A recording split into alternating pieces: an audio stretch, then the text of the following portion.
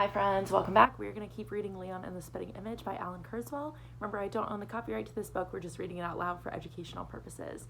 So last time we read, Leon and his friends had performed some tests to try to figure out how far the range was that the doll would work on Miss Hagmeyer, and then all of a sudden, it stopped working with no explanation. So we're going to see what happens in chapter 20. A problem and a solution. It was at pickup. Excuse me, sorry. It was at pickup while everyone was standing on the school steps that Leon and Lily Matisse updated PW about the doll's malfunction. "I'm getting nothing," said Leon. "No response at all?" asked PW. "None," Lily Matisse confirmed. "Everything was working fine," said Leon. "Then about 5 minutes after the hag sent you inside, whammo! Maybe it's a range issue," PW suggested. "How far away was the hag when the power died?"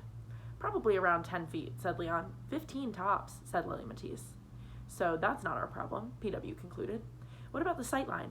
"The sightline was fine," said Leon. "I had a clear shot." "We'll find a solution," said Lily Matisse, doing her best to sound hopeful. Leon scoffed. "A solution? How? By waving some magic wand?" He reached into his pouch and retrieved the masterpiece.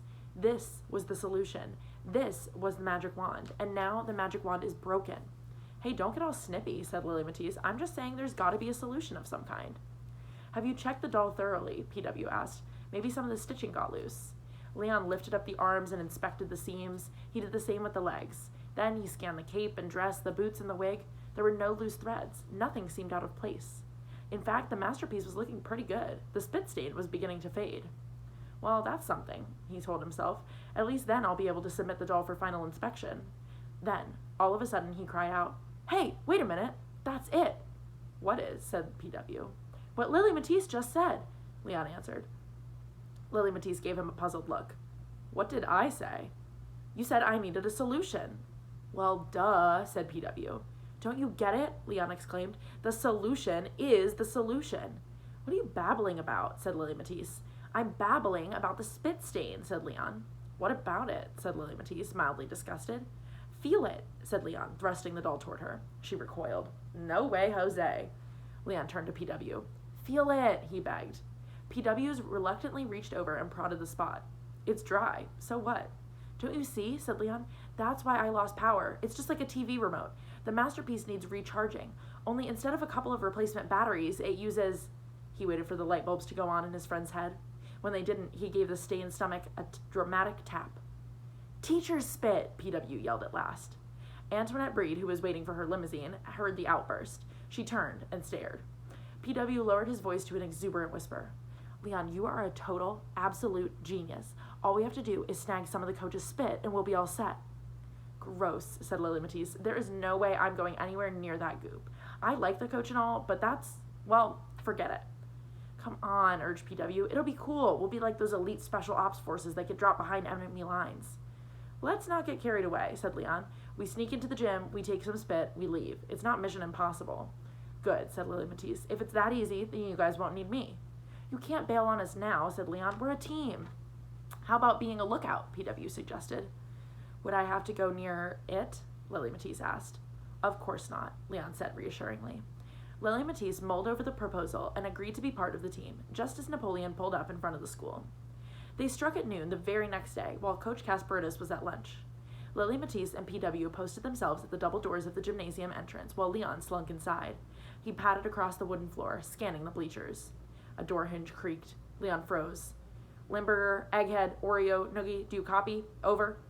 Leon whipped around and spotted PW talking into his fancy wristwatch. "Confirm your position. Over." "Knock it off," said Leon. "Just guard the door and holler if you see someone coming." "That's a Roger," said PW. "Do me a favor," Leon said. "Skip the spy stuff. Do you copy?" "Oh, all right," said PW. Leon tiptoed into the coach's office and peered about. The place was a sty. There was sports equipment scattered everywhere. A catcher's chest protector, a sack of rhinos, dirty socks, a leather pommel horse. Leon focused his search on the desk, which was piled high with catalogs, late swips, whistles, and baseball memorabilia. After a bit of scrounging, he located the pickle jar underneath an ancient pitcher's mitt. He set to work, removing an empty juice bottle from inside his shirt and placing it alongside the pickle jar. Before performing the actual transfer, he made a tiny pencil mark on the side of the jar, at the level of the spit. Once that was done, Leon unscrewed the jar and poured a small amount of the thick brown liquid into the juice bottle. He then added a little more, figuring it made sense to take extra, just in case. Cupping the partially drained pickle jars with both hands, Leon moved toward the water fountain at the opposite end of the gym, like an explosives expert handling nitroglycerin. Bring! The fourth period bell so startled him he almost jumped out of his skin. Spit sloshed about inside the pickle jar. I should have sealed it, Leon told himself angrily. He got lucky, however. Nothing spilled. As Leon was refilling the jar at the water fountain, the door hinge creaked again. PW stuck his head into the gym. Spitter in view. Repeat, spitter in view. Estimated time of arrival, 1 minute. Leon started to run to the office, but soon realized he had to slow down. With the jar filled almost to the brim, the risk of spilling spit on the floor was even greater than before. By the time he set the pickle jar down on the coach's desk, he was a nervous wreck. In fact, Leon was so discombobulated he covered the juice bottle with the baseball mitt and shoved the pickle jar under his shirt instead of the other way around. He was halfway out the door before he realized the mix-up, and only corrected it seconds before the coach entered the office. Looking for me, champ? Yes, Leon stuttered. The coach gave him a sideways glance. You okay? Fine. The coach unzipped his tracksuit and sat down behind his desk. What can I do for you? Just came by to... Leon racked his brains for a reason to justify his presence. To say thanks for saving my masterpiece. Don't mention it, kiddo. Like I told you, it's major league work. The coach pointed at the bulge under Leon's shirt. Have you shown that to Miss Hagmeyer yet? Leon nearly had a heart attack until he realized the coach was mistaking the juice bottle for his masterpiece. No, not yet, he stammered. Well, when you do, I'm betting that doll of yours will really move her, said the coach. Move her? Leon gave him a funny look. I hope so. Coach Kasparidis grabbed the pickle jar from underneath his mitt. Leon suddenly noticed something troubling. The spit and water in the jar hadn't blended.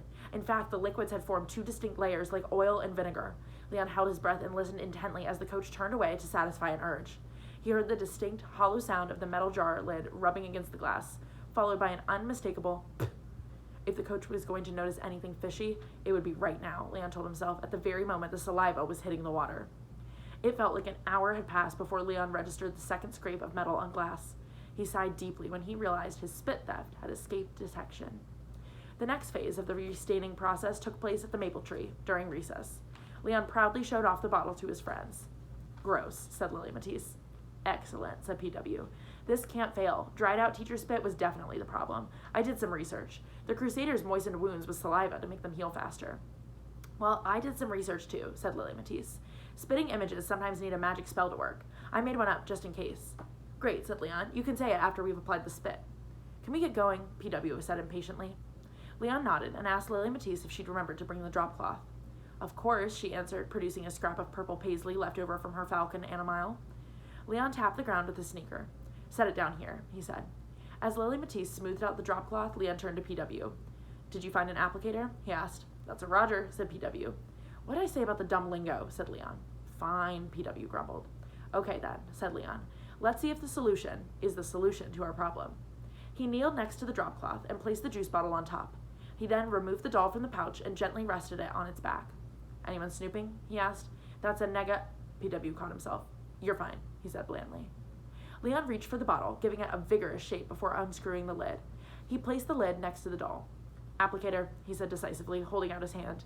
PW slapped the requested instrument into Leon's palm. A pencil? Said Lily Matisse. Even a straw would have been better than that. Couldn't find any clean straws, okay, said PW defensively, and I didn't want to use a germy one from the trash. There's no telling what a milk molecule could do. And you think that's safer? Said Lily Matisse. Newsflash, PW, pencils have germs too. Guys, said Leon, shooting them both looks.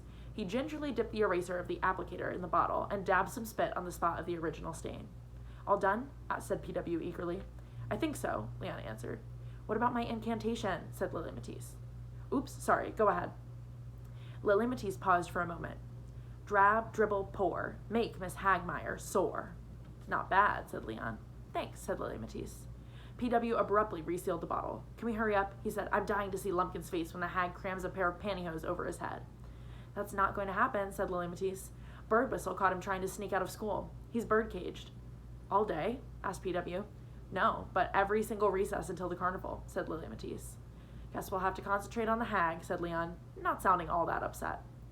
As they headed toward the recess doorway to conduct further tests, PW couldn't resist whispering into his wristwatch. Target in view. Repeat, target in view. Knock it off, Leon said. He took up position in the doorway.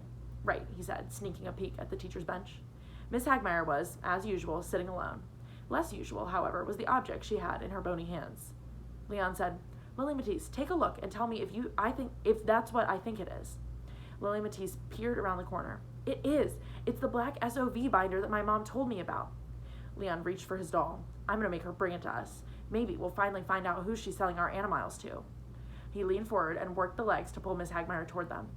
But the doll's eyes didn't sparkle, and its body didn't warm up, nor did any telltale changes take place at the teacher's bench. Lily Matisse whispered, What's wrong? Beats me, Leon said. It should have worked. I dabbed the exact same place Lumpkin did. A frustrated silence filled the doorway.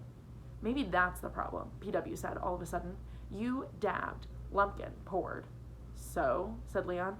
So, maybe the spit works like yeast, said Lily Matisse. Right, PW continued. Not enough and your cake won't rise. We've got to add more spit. The second time around, Leon didn't bother with the applicator or the drop cloth or the incantations. He pulled out the juice bottle right where he was and, standing, unscrewed the lid and gave his doll's midsection a good, thorough soaking. Chapter 21. 2520. Leon, Lily Matisse, and PW ran halfway across the playground before they realized their plans had hit yet another snag. The teacher's bench was empty. They scanned the schoolyard. Basketball court, 4 square boxes, wall ball, jungle gym. There! Cried Lily Matisse. Over by the jump ropers. They dashed toward their target and stopped just out of range. Miss Hagmeyer was standing before a circle of girls, 2 of whom were linked by a pair of motionless jump ropes that reminded Leon of a suspension bridge. Repeat it, Miss Hagmeyer barked at Antoinette Breed. Do you hear me, Miss Goody Two-Shoes? Repeat that vile song. Leon and his friends traded looks. When was the last time Antoinette had gotten in trouble? I'm really sorry, Miss Hagmeyer, she whimpered. Miss Hagmeyer kicked a jump rope with her boot. Did I ask for apologies, Miss Breed? No, but, Miss Hagmeyer cut her off. No ifs, ands, or buts. You have a decision to make. Either you recite those horrid lyrics, or you join Mr. Lumpkin in Principal Birdwhistle's office. Faced with that choice, Antoinette began to sing, and as she did, the 2 enders started twirling their ropes to mark the musical beats. Miss Susie had a steamboat. Stop! The ropes in the singing halted. That is not the version I heard, Miss Hagmeyer said angrily, tapping her ear. Antoinette started over. Miss Hagmeyer had a hairpiece. The hairpiece had a smell. The hairpiece went to heaven. Miss Hagmeyer went to, Hello, operator. Please give me number 9. And if you disconnect me, I'll stitch up your behind the refrigerator. There was a piece of glass. Miss Hagmeyer sat upon it and cut her bony, Ask me no more questions. Tell me no more lies. The boys are in the girls' room, sewing up there. Flies are in the meadow. Bees are in the park. With each new line, Antoinette had a harder and harder time holding back the tears. Miss Hagmeyer didn't seem to care. Keep going, she commanded. I distinctly recall 2 more stanzas. Do something, Lily Matisse whispered. Yeah, start the retest pronto, said PW. I can't, Leon told them. Not here, we'll get caught. PW glanced across the playground. He pointed. There, by the wall ball. They rushed over and positioned themselves along the concrete wall, out of view. Leon placed himself between his friends and watched Miss Hagmeyer watching Antoinette choke her way through the song. Coast clear, Lily Matisse confirmed. Leon unpouched his resaturated masterpiece. Prepare for retest, PW said. Leon began bending the arms and legs of the doll. The spit's working, exclaimed PW. The hag's responding, Lily Matisse whispered excitedly. Leon didn't need their status reports. He could feel the heat emanating from deep inside the masterpiece, and though he couldn't see the doll's face, it was, after all, aimed away from his. He was sure its eyes were now sparkling. What are you going to do? Lily Matisse asked. Watch, said Leon. He guided Miss Hagmeyer toward the spinning ropes. The teacher's trance-like approach so startled Antoinette she stopped singing. Leon started bending and unbending Miss Hagmeyer's legs to the rhythm of the spinning ropes. Do you want to jump rope, Miss Hagmeyer? Antoinette stammered. Leon gave the doll's head a couple of swift nods. Are you sure you can handle this? Lily Matisse asked him. Leon nodded his own head, all the while monitoring the action taking place some 20 feet away. Just remember to keep the hag in the center of the ropes, Lily Matisse advised. That's where the loop is the biggest. Thanks, said Leon. He fiddled with the doll until Miss Hagmeyer's shoulder lined up with the shoulder of the nearest ender. It took especially fine motor skills to synchronize the movements of the doll with the motion of the ropes, which were spinning in opposite directions like egg beaters. Her cape, Lily Matisse warned urgently. It'll get caught. Leon deftly wedged the doll's miniature cape between its fingers so Miss Hagmeyer would do the same. Nice move, said PW. Leon had no time for compliments. Lily Matisse, tell me when I can send her in. Are you sure about this? She asked again. Once more, Leon nodded. Lily Matisse stared fiercely at the spinning ropes. Get ready.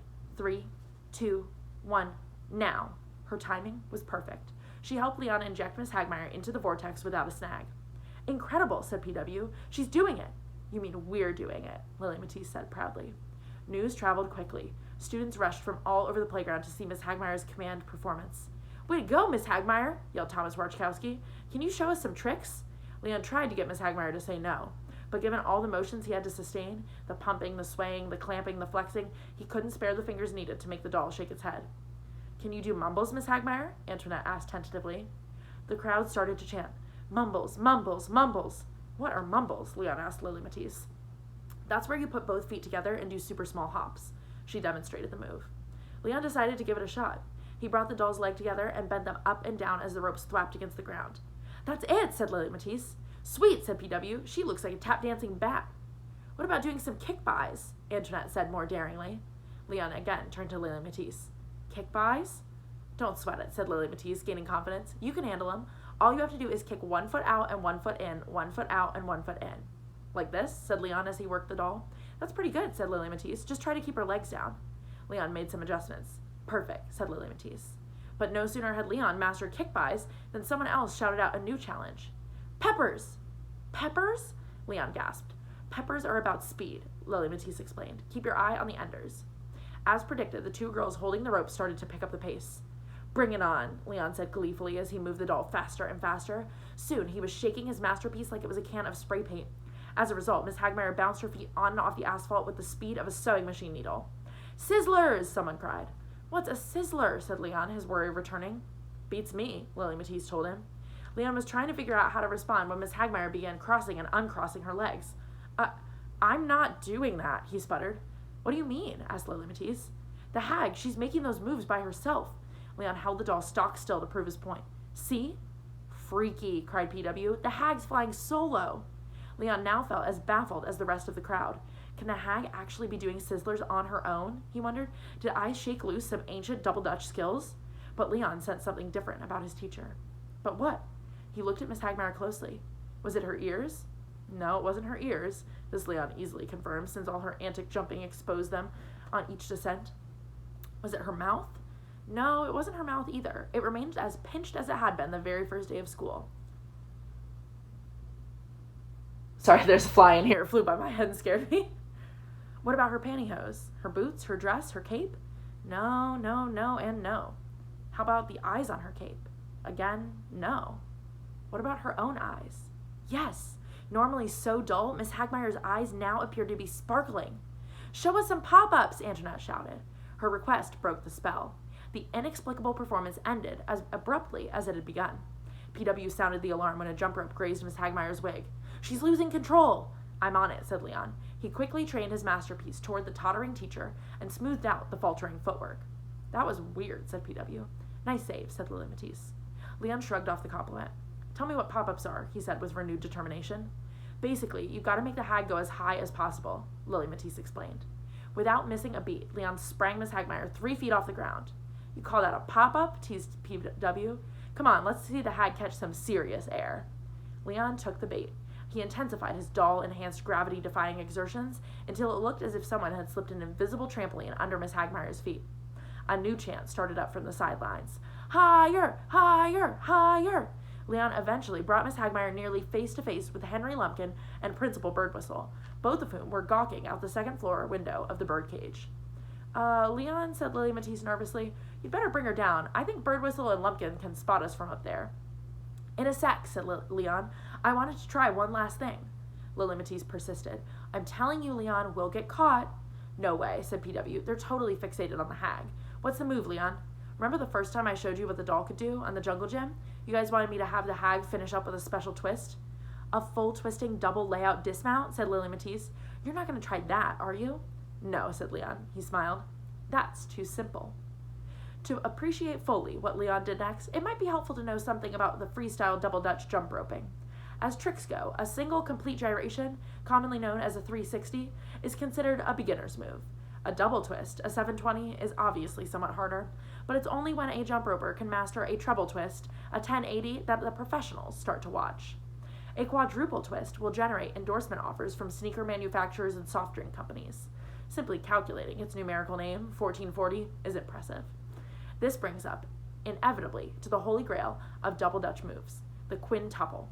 If you can perform a quintuple twist, then chances are your name is Hideyuki Tateda, since Hideyuki Tateda is the only person that the Guinness Book of World Records has ever recorded completing a 5-twist turn. It's too bad Leon didn't think to call the Guinness folks. If he had, a judge could have been on hand to document what happened next. Watching the motion of the ropes with laser-like concentration, Leon pressed the masterpiece gently between his palms. At just the right moment, he snapped one hand forward and the other hand back and spun the doll like an old-fashioned top. Once, twice, by the time Leon caught the masterpiece, Miss Hagmeyer didn't just break Hideyuki Tateda's record, she obliterated it, executing 7 full airborne revolutions, an unprecedented move called, mathematicians will confirm, a 25-20. And that is where we are going to leave it for today. So we will see if they did get caught or if they got away with it tomorrow. See you guys then.